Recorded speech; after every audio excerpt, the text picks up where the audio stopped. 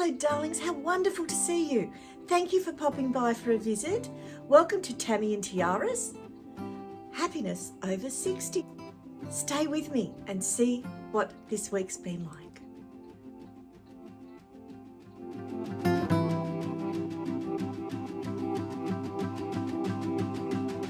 Hello darlings, welcome back. Well, what a week I've had. It has been a fantastic week. I have been so happy this week.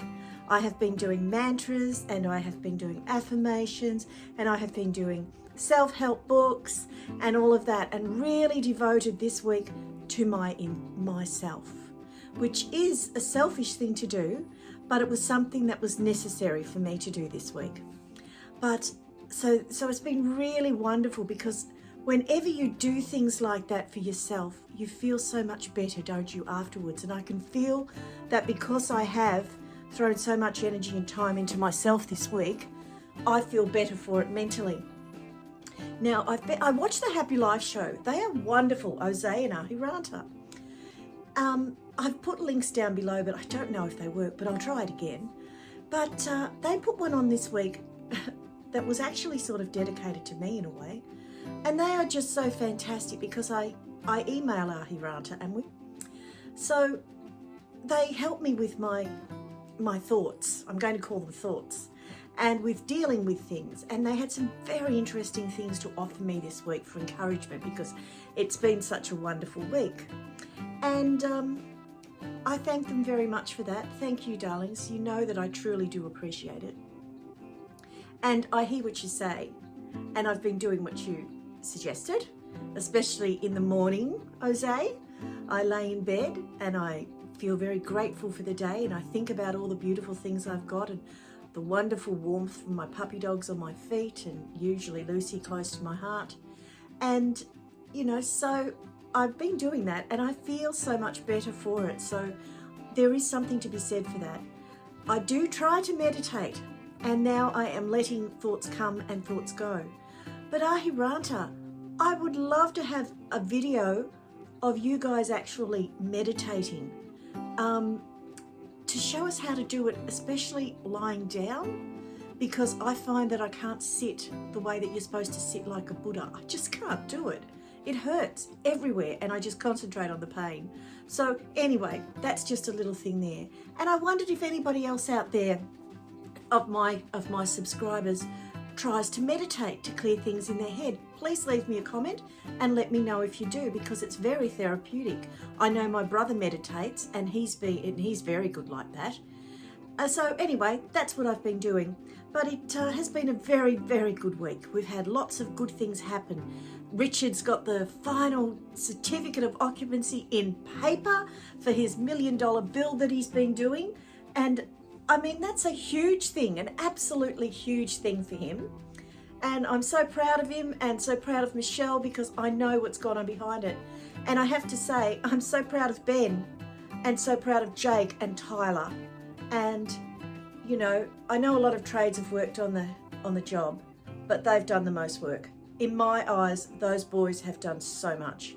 And Bert's been there to help them along the way with whatever he could do, and he has loved every second of it, and I've just been supporting him. So anyway, that's happened for them, and it's been a wonderful week for that. And oh, kisses, darling. Millie's laying asleep on the couch at the moment, so she's very comfortable. I've thrown myself into my music again this week. I have moved Diana and I have moved Kate. They are up on my doll cupboard, and I've been playing the piano this week. Start something and you get back into it. You really want to do it all the time. And I said to Bert yesterday, I said, there's not enough hours in the day for me to do everything that I want to finish. I haven't got diamond dotting done for 3 days, guys. 3 long days. I've been too busy. And it's just, life goes on, doesn't it? I mean, with everything that happens. I've been thinking this week about men and how much men have to do in this life, and I feel really sorry for men of this generation, because I was raised in a generation where the man was the head of the house, and when Dad came home, you kids were quiet, to be seen and not heard. And, you know, that was how we were. And then we raised our children as best as we could to give them what we didn't get. But now I look at this generation of men, and outside, well, my boys, they work in the weather. If it's hot, they're there. If it's cold, they're there. If it's windy, they're there. You know, and I tell you what, it sucks. If they've got to go home and do jobs around the house, and I know Richard does, he's a wonderful buddy, and Shelley a hand, and as it should be, I know. But I just feel that so much is expected of men these days. Now, when Bert and I had the children, Bert's job was making coffee and vacuuming, and that was it. That was all I ever expected of Bert. He would vacuum, you know, not when he was working, but like if he was home and I was doing the tidy round, he always vacuumed. I never asked him to do any other housework. He never even knew how to use the washing machine until I had the kids. And then he'd sometimes throw on a load of nappies. He always put the nappies on because I couldn't lift the buckets. So that was one thing he did do for me for all my children, throw the nappies on. And, you know, and that was fine, that was it. But these days the men have to do everything. And I think it's very hard for them. And what I've come to realise is men don't have a shed.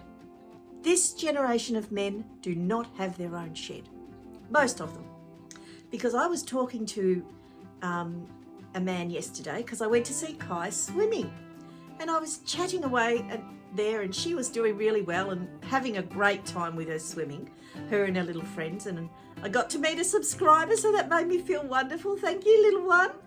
And anyway, I was talking to him, and then afterwards I was thinking about things, and I thought, yes, I know what he meant. He doesn't have anywhere to chill, to do what he wants to do, to hang out. You know, like guys have to have a shed to go to so that they can do their own thing. Do you know what I mean? I mean, like us girls, we can do it in the house most times. We can knit or crochet or sew. But for men, they like to do things with their hands and like to go out there and work with wood or work on cars, you know, and so their shed becomes their second home. They don't live out there, but they have to have it because where do they put their stuff? Men have got stuff. Oh my gosh, my Bert shed is like a war zone, but he knows where everything is. But you know, like, I just feel sorry for the men because they've got nowhere to put all their gear, and it sucks really, you know. I think every man should have a shed. I really do. I was talking to a young guy, and they've just bought their house and they've got a huge mortgage. I think he said $150,000 or something. I said, and did you get a shed? And he said, no, we've got the garage joined to the house. I said, but darling, that's not a shed. I said, because that gets filled with all the stuff from the house. I said, you're going to have to get a shed. And he said, well, there's no room on the block for a shed. And I thought, oh, okay. And I thought, that's what's happened. This generation, the blocks are so small that the men can't even fit a damn shed on it. And what is the biggest issue of this generation? And you'll know it because there's lots about it on the news and lots about it on the telly. Mental health. Men have got nowhere to chill out. Men have got nowhere to be men. And I mean, I'm very happy that Zach has got one hell of a bloomin' shed because his dad made sure that he had a shed. And because Zach is so handy with his tools and everything. My Benjamin doesn't have a shed yet, but I'm pretty sure he has a bedroom that he's set up as his shed. And that would be fine because it's only him living in his house. So what's wrong with that? That's fine. Have his workbenches in there and do what he can do. That's fine. And I know that Bodie now is building a big shed out there in Creswick, which is wonderful. I'm so happy to hear that. But I tell you what, every guy needs a shed because I don't know how they manage without it. It's like giving us ladies a house with no mirrors in it. Do you know what I mean? You've got to have your mirrors. So that's been heavy on my heart for a few weeks because I just feel it's so sad because what happens is their cars become their toolboxes and all the stuff lives in the car. And then in this day and age, cars are being broken into and it gets stolen. And I see on Facebook and that, oh, this tradie's lost all his tools and this tradie's car's been stolen, and you know, and you know what that means. Everything is in them. So that's been on my heart this week, and I want to see what you think. Do you think guys need a shed? I mean, back in the day, they used to have a garage, and then at the back of the garage was the shed. So you would park in the garage at the front, and then at the back of the garage, which would be an extra 6-10 metres, whatever, they'd have all the benches around, and that would be where they have their work things. Jim across the road has that, and he loves it. He lives in his shed. He loves it. His wife misses him because he's always in the shed. But that's what they need to do. So I'm going to suggest to Richard, because he's a builder, prestigious homes they are, that when he's doing houses that he should include a shed in it. That work out for a shed for the guys, because the guys are the ones that work the hardest. Now, I'm sorry, girls, you can say what you like, but men who do physical work, you cannot compare. I'm sorry, I am sorry, I will get lots of nasty comments about this, but working on a building site is tough work because it's uneven and you know, and it's heavy, everything's heavy. And here in Ballarat, because things get wet, they get heavier. So I understand all that. And, you know, I mean, I suppose it's different if it's a guy working in an office. He doesn't do that. But I mean, for tradies in general, I think they work the hardest of all of the things that go on. Tradies do the worst. They really do. All trades that build houses. From out of the mud, these men build these beautiful houses. I have to say, though, it's lovely to see the girls on the job, because I think it was at the last house Richard built. Oh, they had the girls doing the insulation in the roof, and Bert said they were fantastic. They were up the manholes and they were in there and they were doing it. And he said they were so quick, you know, and I thought, oh, that's great. That's really good. So, yeah, I was happy about that the girls were on there. I also had another fall this week, so I've got something going on with me. I don't know what it is. So I've had a brain scan, a neck scan, and the dreaded ladies' mammogram. So 3 things done in a day to get them off my list. And then next week they'll start the heart test. So I've got some whopping big bruises. I don't know that you'll see them on the camera, but anyway, I fell and I was unconscious for a bit, and Bert came and got me going again. I think it was my blood pressure, but I was really, really sick. So I've just been one of those weeks, I tell you, but it's been a fantastic week. It really has. Out for coffee with Anna Marie and, you know, and getting into the music and doing what I want to do. Look, darlings, do what you want to do. Do it now, because now is your time.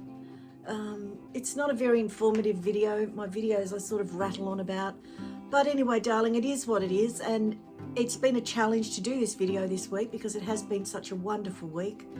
But there you go, I've done it. And I hope you have a wonderful week wherever you are in the world. Please leave me a comment and let me know how you're going. Stay strong, darling, stay happy. And whatever you do, keep smiling, because we've got a lot to smile about. We're in the freedom years. The freedom years. We're the lucky ones. All right, darling. Love yous all. Thank you so much, and bye for now. Bye. How was that, Lucy? Did you just want cuddles? You are such a smoocher. Oh, she's a smoocher. She's a smoocher. Hello, darlings. Hello, darlings. Welcome to Tammy, and welcome to Happiness After 60.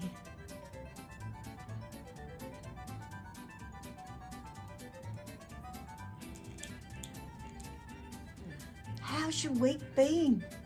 How's everything in wherever you are in your part of the world?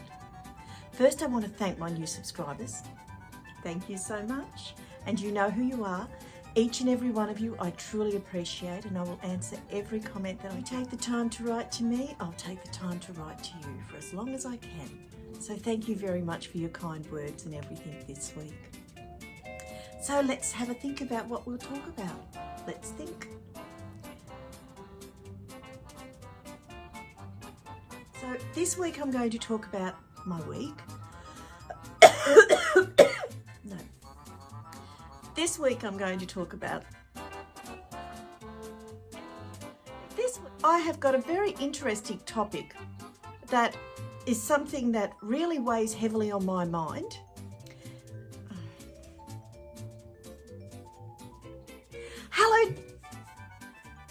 Hello, darlings. Welcome to Tammy and Tiara's Happiness Life After 60. I've forgotten what the name of my channel is.